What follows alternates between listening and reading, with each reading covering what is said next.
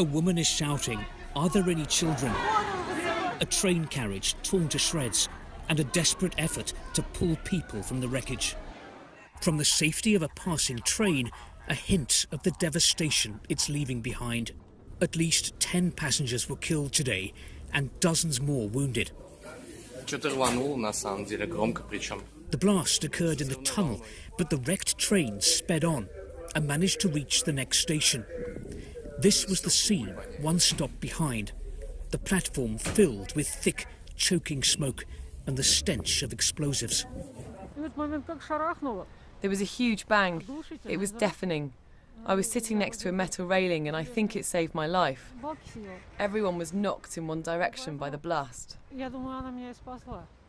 The emergency services were on the scene fast, and from this underground hell, the wounded were helped to the surface and to safety.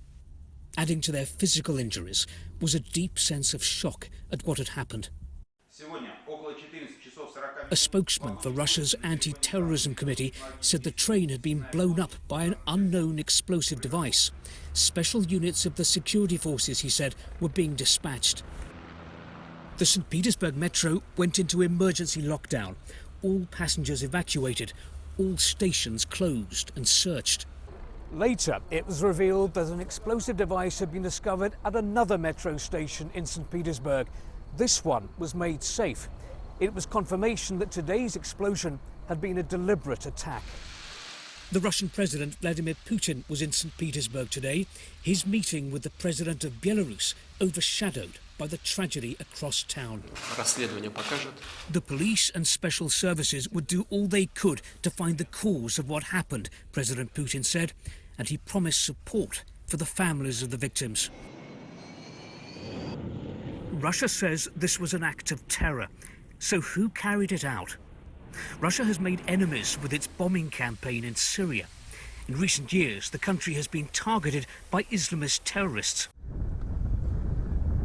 In 2015, a plane carrying Russian holidaymakers was blown up over Sinai, killing 217 passengers and crew. So-called Islamic State said it planted the bomb. The Russian President Vladimir Putin visited the metro station where the bombed train had ended its journey and paid his respects.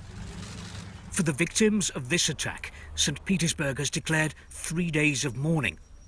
The metro is the lifeblood of this city. An act of terror on a train has left people here fearing more violence.